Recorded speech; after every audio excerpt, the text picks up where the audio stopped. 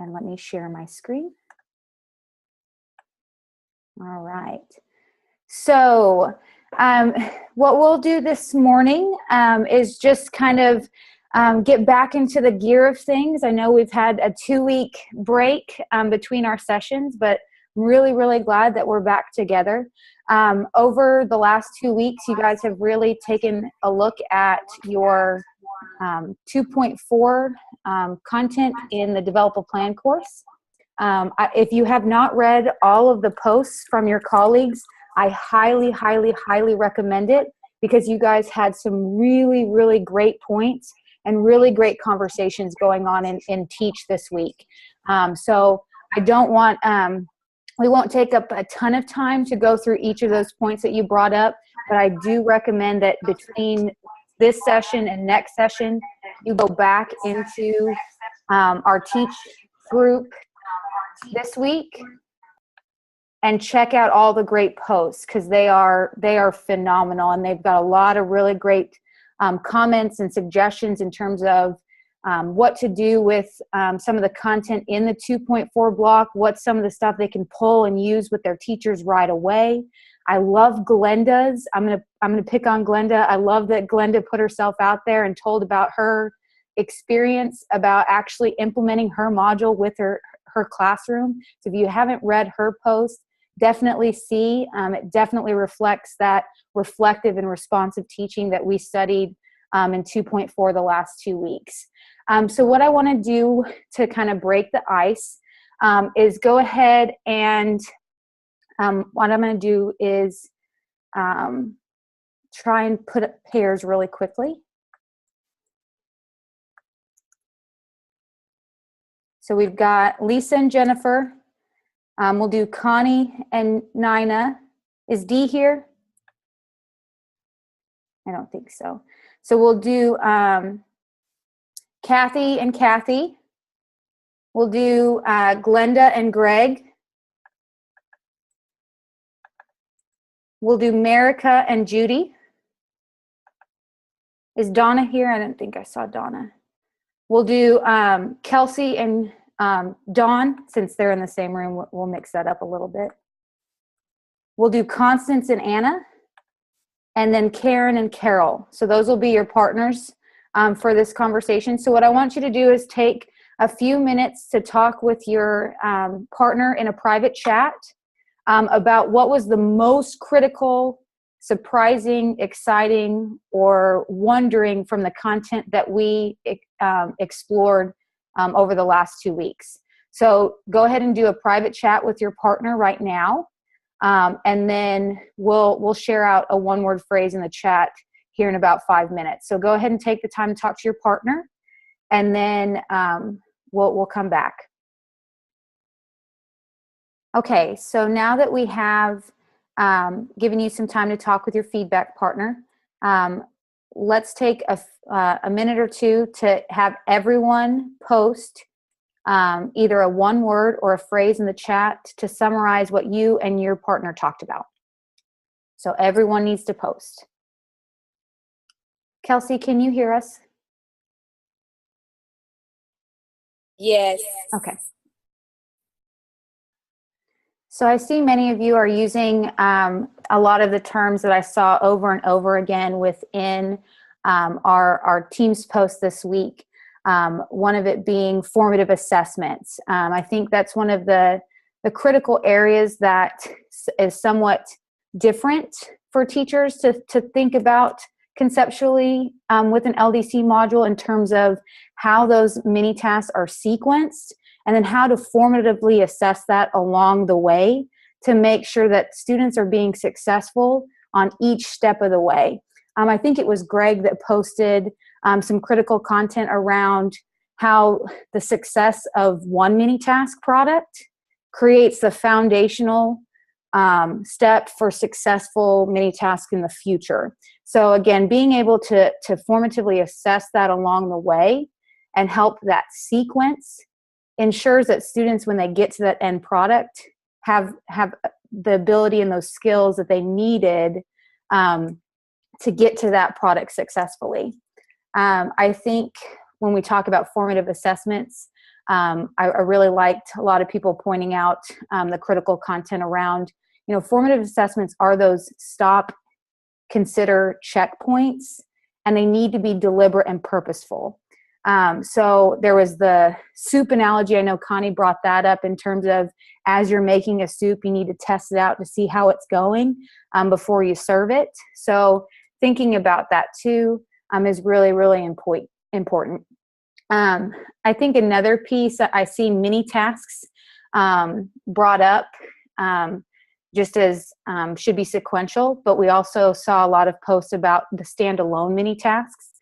So one of the things that I did want to bring about regarding our mini tasks is within the Learn content that you guys are familiar with, when we have teachers start thinking about incorporating not only modules, but thinking about how they can use mini tasks to support in between those modules, I always go back to the 1.3 Learn block.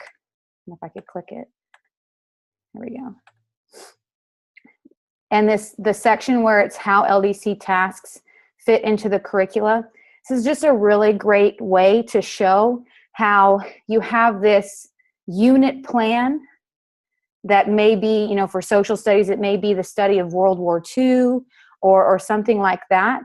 But within that 6-week unit, I may have a 1 or 2 week module where I'm really focusing on those 3 explicit focus standards, where I want explicit writing in response to reading. But then you can see how I can incorporate, as a teacher, different mini tasks that are standalone, either before or after the module, to really support the enduring skills that my students need to do across their academia. So these don't necessarily have to be mini tasks that support this task directly, but they could be revolved around specific enduring skills that will help them as they do the module later on in that unit. So when you are working with teachers to think about how mini tasks and modules fit within their curriculum, these are really, really great examples to go back to over and over again. I know that I think it was Anna just posted visual aids. Having those visual aids available so teachers can see that and how you're explaining how it fits within their larger units is a really, really great way to do that. The other aspect I really liked, and I'm bringing up, again, if you have not read these comments, go back because they're really great. But I really liked how thinking about alignment, going back to that task and going back to the standards when you're thinking about your instructional ladder, you're thinking about your skills list, you're thinking about your mini tasks. Kathy pointed out after Anna said that it's great to have the color coding of the task to really reinforce, what is the thinking work that I want my students to do with the standards. Kathy mentioned how she then tried to color code her skills list and her instructional sequence in her mini task to see if she was really aligned with her task prompt. So I thought that was a really, really great strategy that you could use not only on your modules, but working with teachers, thinking about how are we aligning from that task all the way through to help those students to the end product. So again, going in and color coding where that particular focus standard is addressed by a particular skill or by a particular mini task is a really great activity. So the other thing that just as a trick that I wanted to share with you that's been recently deployed, if you haven't seen it in our newsletters, and it fits very, very nicely with our 2.4 content, is our new differentiation and reflection optional fields in our mini tasks related to the work that we've been doing with National Board. So if you go to your library and any kind of mini task that you have open, as you're developing or you're copying or modifying a mini task, we now have under the more options an edit optional fields section where you can actually incorporate a differentiation and or a reflection field. And so this gives your teachers greater flexibility So they don't have to put everything in that instructional strategy section. They could actually put how they're going to differentiate with their students in their particular mini task, and they're going to scaffold the work. They can put that right into their mini tasks now. So I wanted to make sure that you guys were aware of those two new optional fields. Another great one is, I know that many of you had, I think it might have been Nina who suggested that she tells principals, or she tells teachers to print out their modules while they're teaching, because sometimes it's really hard to go back into core tools while you're in the heat of teaching, and make notes, make comments and things like that in terms of how you want to modify or improve or change the mini task for future.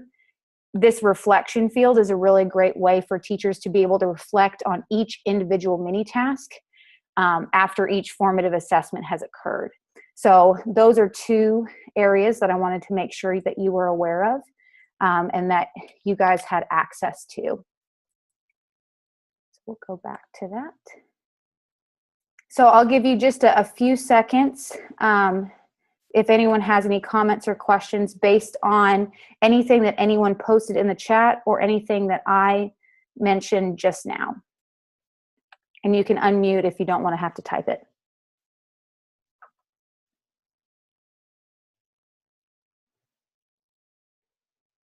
Okay. Well, I want us to go ahead and get into the meat of our meeting today, and have our two groups share out their feedback experience with their partners. The one thing I did want to mention that I'm stealing from Suzanne, because I think is a really great tip as you're starting to provide feedback to your teachers, especially when you're doing reviews around the instructional ladder component of the modules.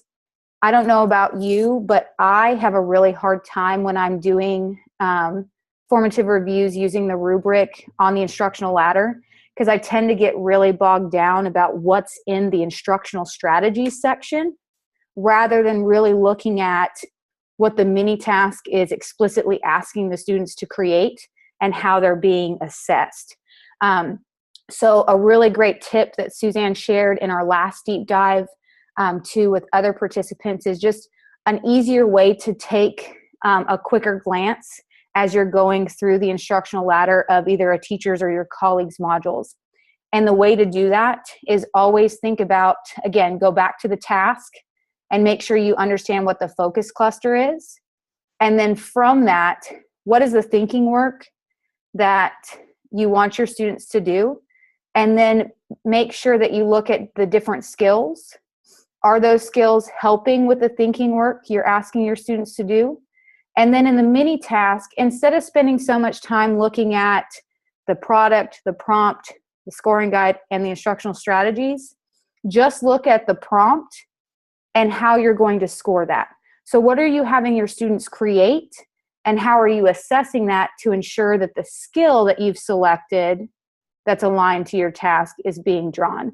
I think a lot of times we kind of glance over that scoring guide component of our mini tasks, and we're really more focused on the instructional strategies.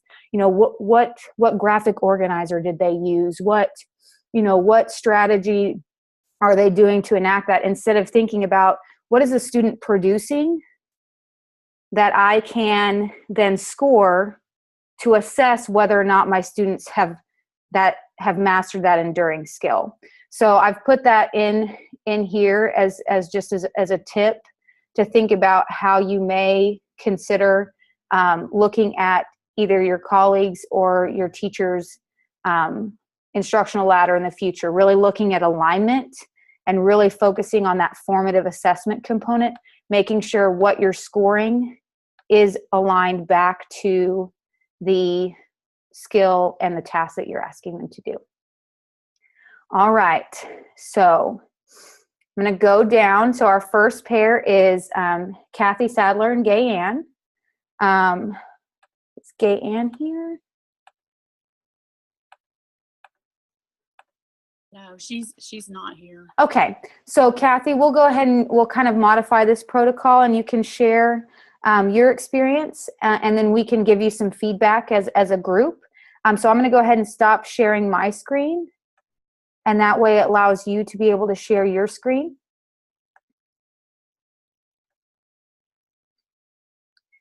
And what I've done in the agenda for everyone is I've provided you a link to Kathy's module. Kathy and Kelsey both co-authored this module together. So Kathy's going to share the module Analyzing the Impact of Author's Choice. So you'll want to make sure that you have that open so that you can provide some feedback here in just a few minutes when we have the opportunity. And that way you can also look at it as well. All right, so Kathy, why don't you spend a little bit of time kind of explaining your process and how you worked about, providing feedback to each other. Gayanne and I actually met when we were in Little Rock last week, and so that's where we spent most of our time going through the module and really thinking about that alignment piece to make sure that I'm not sure that we really focused on what you just said about the prompt and the scoring, but that could definitely be something to go back and look at now. I know that when creating the module itself, I just look for different I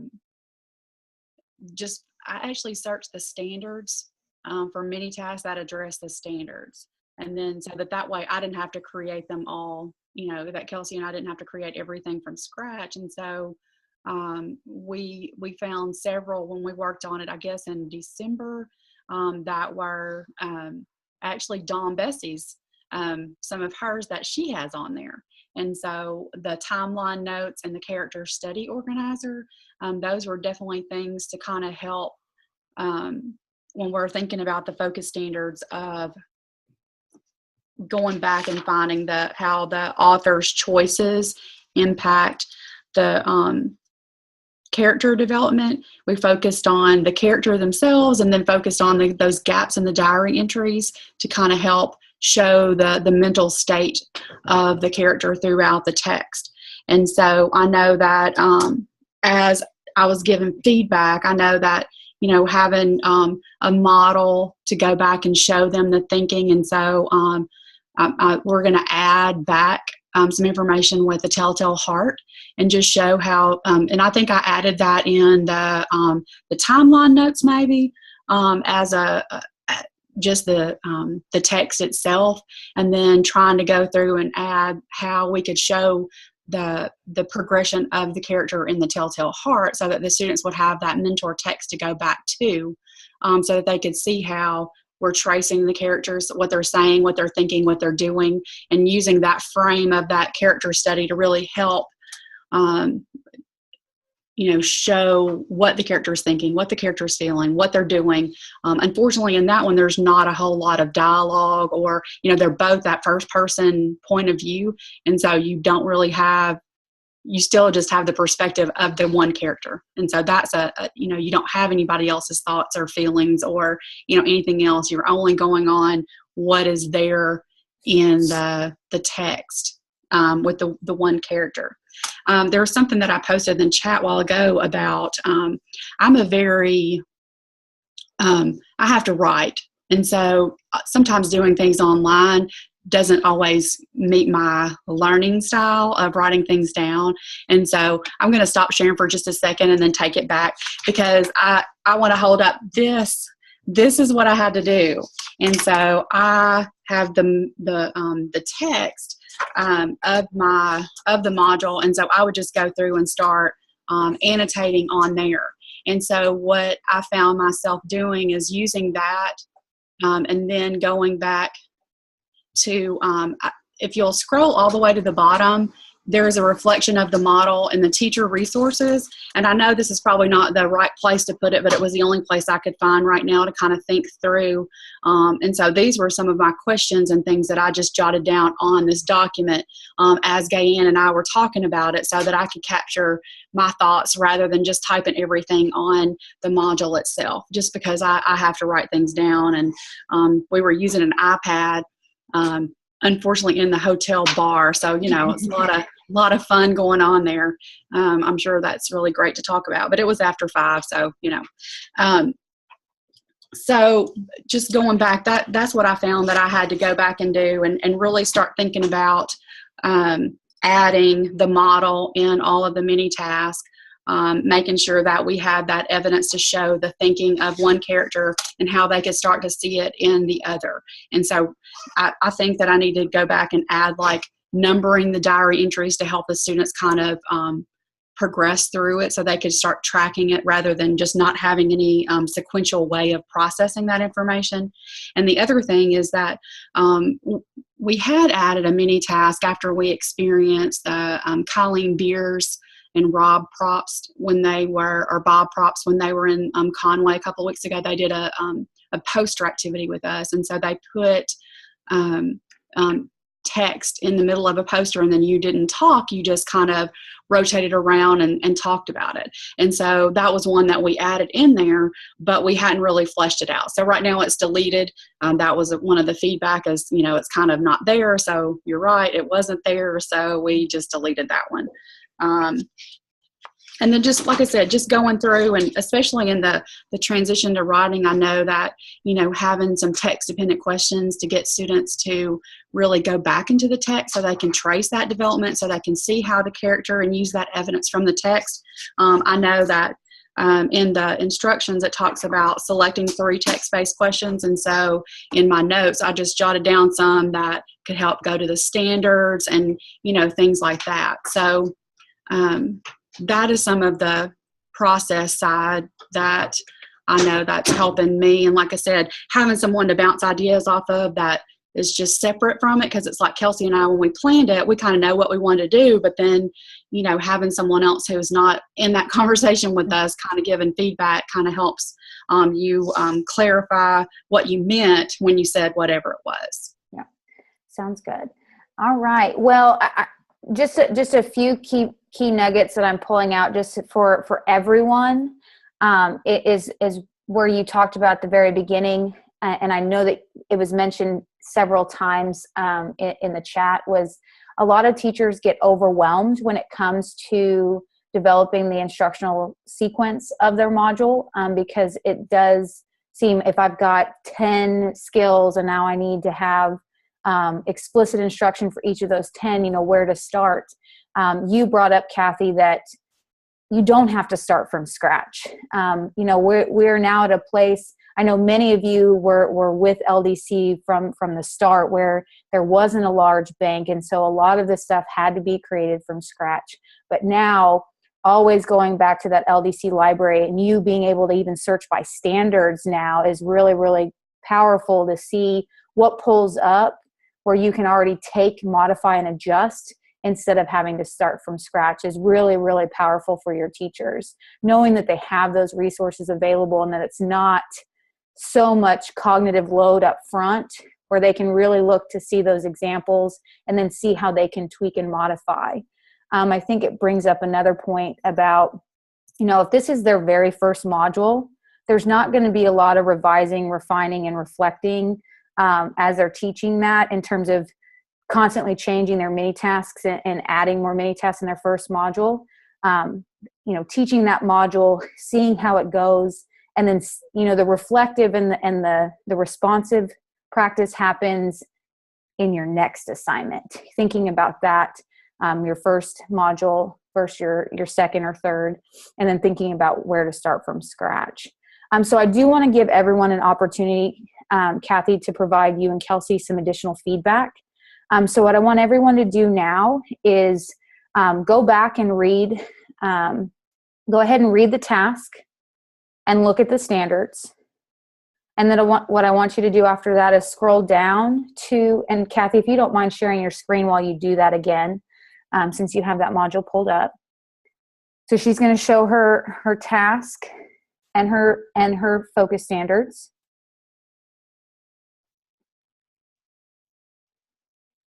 Okay. So once you read that, then scroll down to the instructional ladder. And then what I suggest is that everyone use the comment bubble next to the skills and instruction. You can open up that comment bubble and add your feedback. So I'm going to give you guys about 5 minutes to do that. Kathy, have you done any customization of the actual skills definition for any of your skills in your skills list to align with your standards language? I don't think so. Okay. I don't think I did. I don't think we did. I mean, it would be something we'd have to go back and look at for sure, because I don't, maybe the one enhancing comprehension. Yeah, I noticed that one. I think that would be one of my suggestions is maybe to help align your prompt and your scoring guide to your skill is modifying the skill definition to really align to some of that language that shows up in your standards like it does in your task. So that way you have, similar language in your task, in your standards, and in your skills list. Okay. I'm going to give you about a minute left. Give you a minute to wrap up your comments while I have Kathy and Marika switch out for our next feedback group. So Kathy will stop sharing and Marika can take the reins.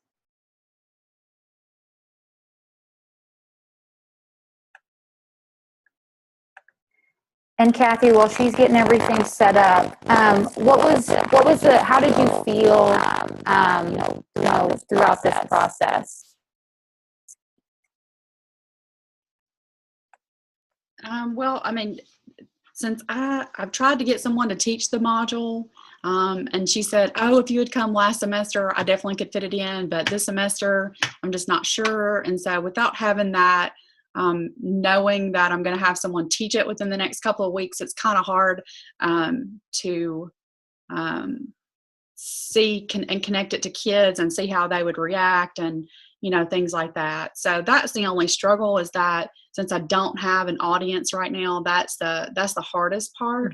But then really taking it mini task by mini task and really thinking through, what is it that I want them to know by the end of this? What can they do and how can they apply that in the future? Because, like you said, those enduring skills, we definitely want that to happen. And sometimes that's not thought through very well, I guess. And then it's more of, let's get through this text to say we've read it and things like that, rather than focus on some kind of enduring understanding for the students to have. Good. All right. So I know we've got Marika and Kathy Mashuli. So Marika has her screen shared. You'll be able to find her module, Irony Short Stories, in the agenda as well. So if you want to click that and have that open on your screen to provide some feedback here in a few minutes, that would be great. Marika, if you'll scroll up so they can see the task on the screen and your focus standards.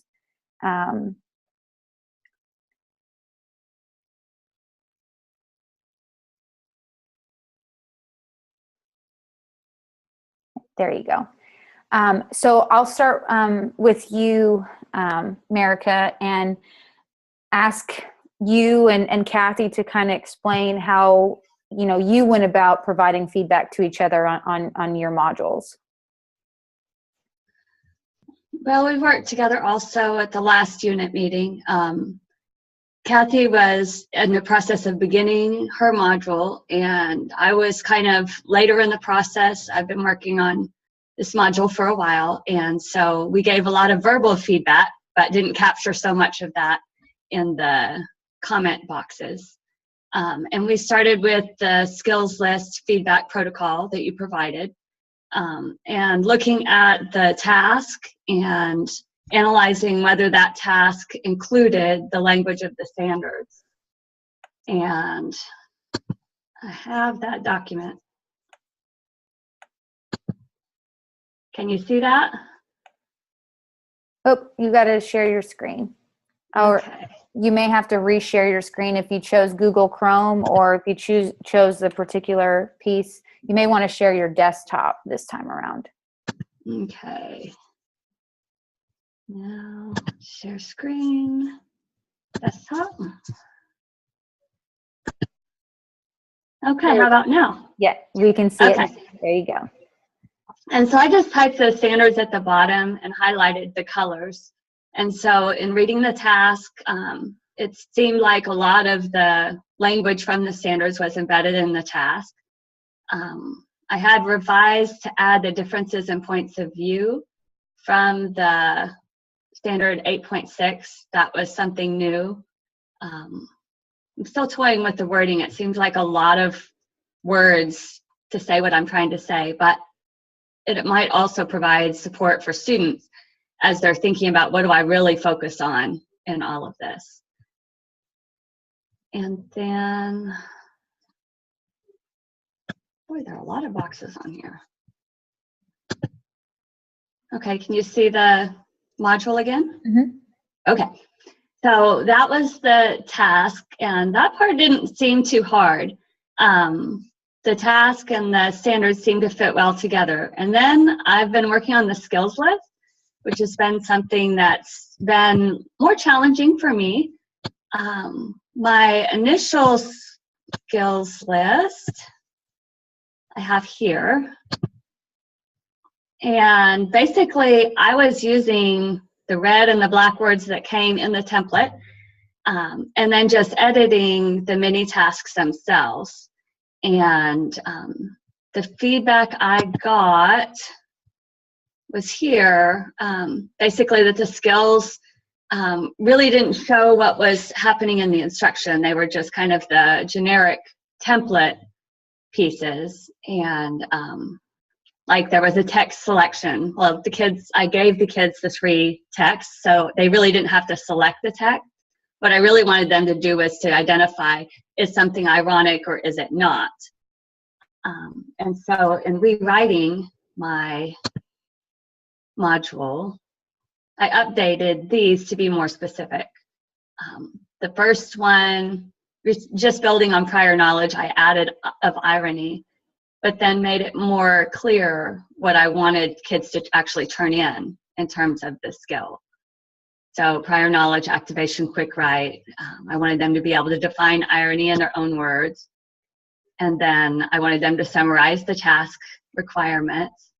And then in the reading process, I think I got a little closer as far as what I wanted kids to do, as far as differentiating between irony and coincidence instead of just text selection and so on.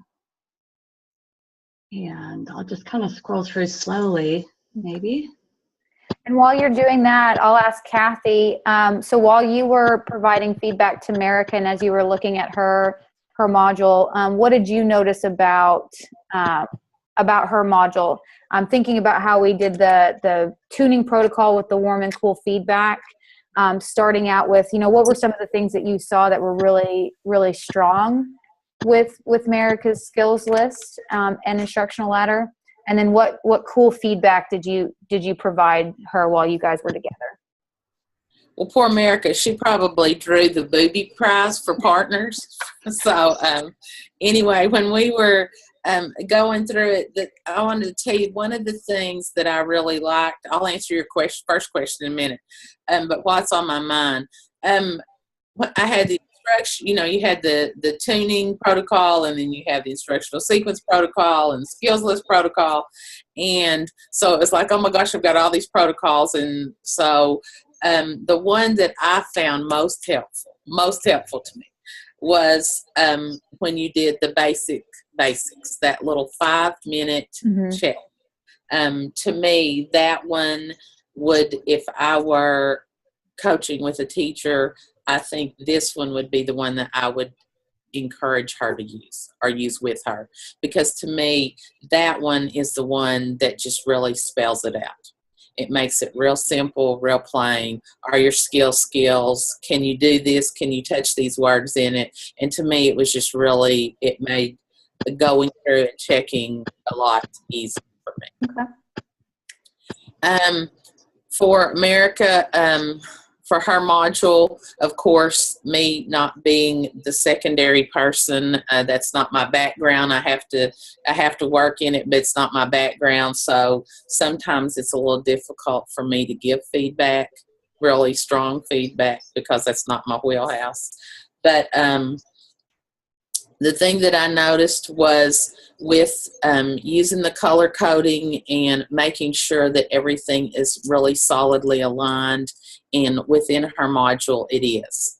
I mean, you go from standards to skills to instruction, and it's all very, very strongly aligned.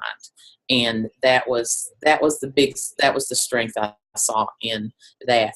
And she told me that when we were looking at the writing piece, it was a concern for her, and she went back and made corrections to that. So when you were looking at the alignment of, I saw that you guys did the color coding of the task with the standards. Was there anything that you guys did specifically around the skills list and instruction to see if the standards, did you have any kind of tips that you guys did, or did you guys use the basics to point, or how did you guys go about doing that? Well, when she shared with you the document where she had the standards, and she color coded the standard with the task, with the actual task. And then the skills list, I went back she shared the skills list with me, and I went back with the skills list, and I highlighted where those standards fed into her skills list too, to make sure it was all tightly aligned. Very good. And that's one of the things I really like. Sometimes it's difficult to see it in the core tools view, like Merica has pulled up. So what I do is I do the export to PDF, and I print out just the skills list section, so I see that separately. It is nice to see it as the full instructional sequence, but it is nice just to see the skills list if I'm focusing on just those, the definitions and what skills that they've chosen. And what Kathy did is a really good idea, is just, take a pen, take a highlighter, and see if you can find that language of the standards in the skills definition, or even in the skills list name itself. So that's really, really cool. And go ahead. What was really neat about part of them is you could see where more than one standard fed into a skill. So you're really clustering those standards. And that shows that she's done a really good job of pairing those standards nicely in her focus cluster. So great job, Merica. So is there anything in terms of, and I meant to ask this to Kathy Sadler as well, but now that we've really kind of dug into the skills and instruction components of the course content, was there anything that stood out in the course content that helped you, or that you could suggest? Were there any examples that you guys saw while you guys were doing this feedback and looking at the content over the last 2 weeks that helped you in any way?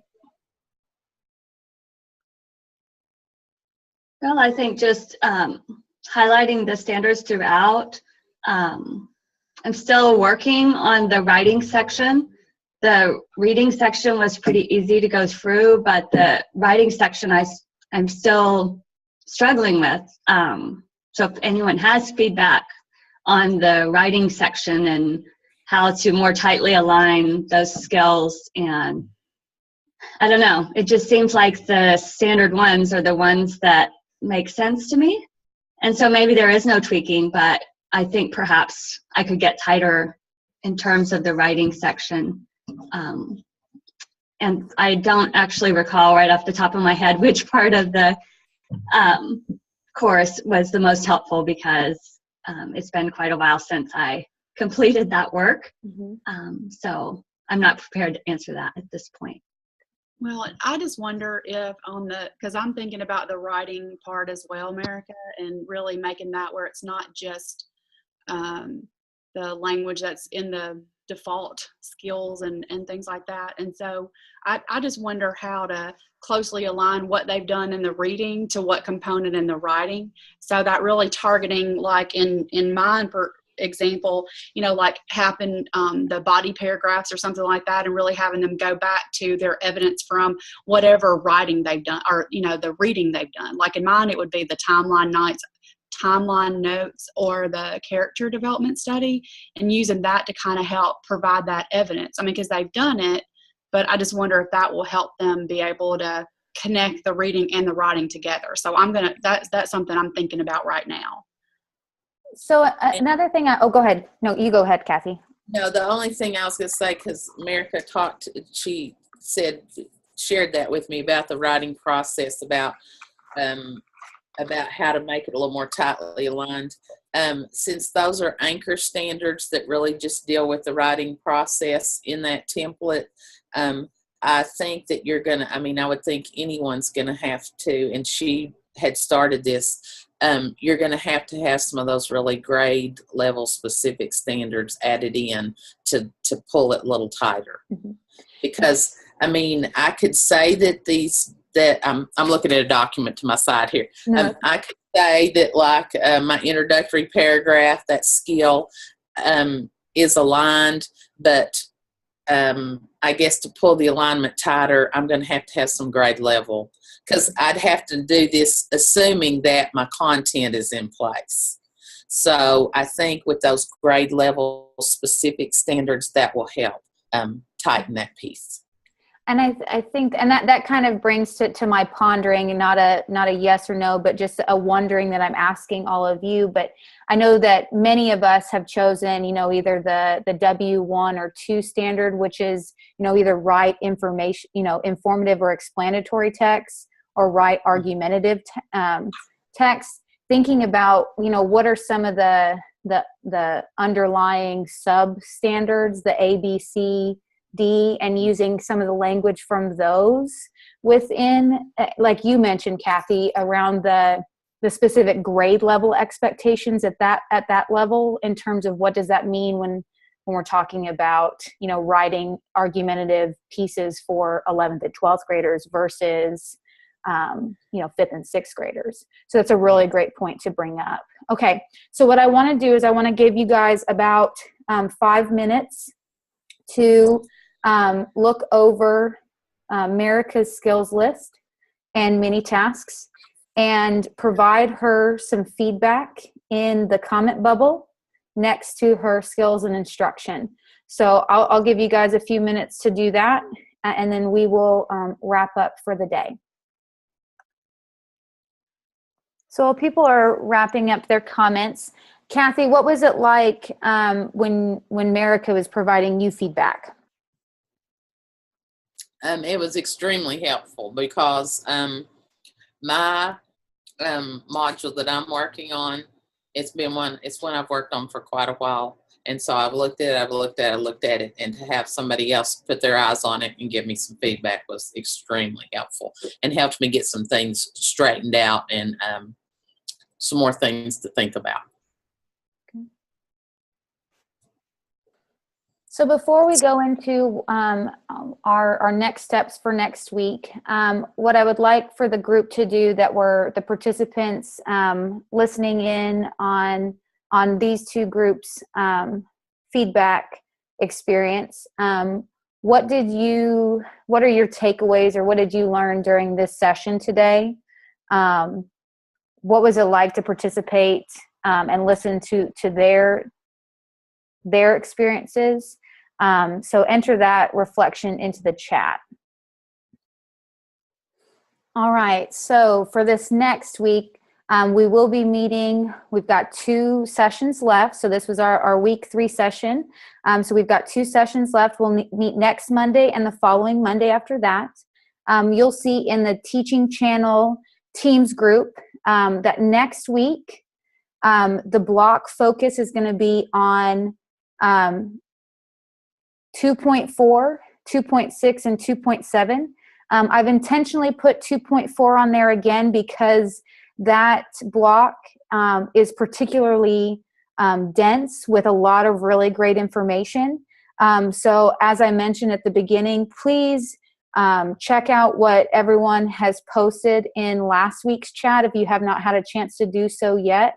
And also take a look again with maybe some fresh eyes at some of the content you may have glanced over that you may want to go back to now that you're getting more into your instructional sequence development.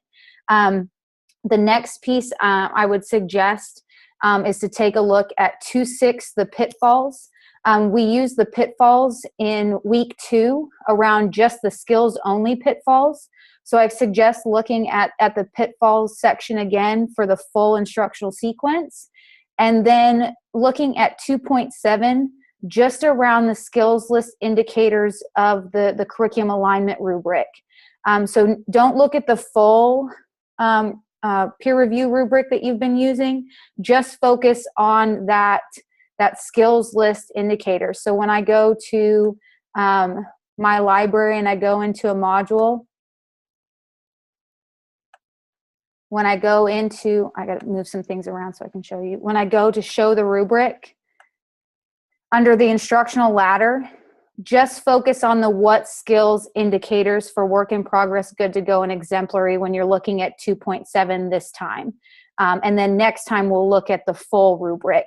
But trying to break that down to help you guys consider different stop points as you're in your development process. I really like Kathy Mishuli's comment about, we've got a bunch of different protocols going around.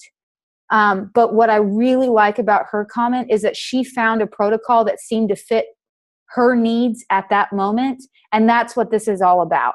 I'm providing you some examples of a skills list protocol. You have an instructional ladder sequence protocol. We have the basics. In the agenda today, I shared a different approach at looking at an instructional ladder. We're using this as a way to generate ideas and generate ways that you guys can improve your tools for feedback and support with teachers and colleagues. So please don't feel like you have to use every single strategy and every single protocol that we share, but test them out, see what works for you, see how some of them work better certain ways than others in certain situations, and know that you have that bank to go back and forth from. So next week, based on the sign-up sheet, we have Lisa and Nina signed up. And I did see that Jennifer and Constance are signed up, but Jennifer made a comment about not being able to attend. So if someone else wants to sign up, there is a slot available. So please feel free to sign up. And then we will make sure to look at Lisa and Nina's modules next week. Danielle? Yes. You might want to just throw this out to the group. How is everyone going to plan to do this next, let's see, it's going to be March the 6th. That happens to be the first morning of ADE's reading conference. And I have a feeling a lot of people are going to have issues. So what I'm planning to drive into Hot Springs early that morning. It's going to be hard because I'm going to be helping register and scan people in. But I'm just going to plan on having my earbuds in and my phone on. I don't know what else to do, even though I'm going to be using my phone to scan people. So what does anybody say about that?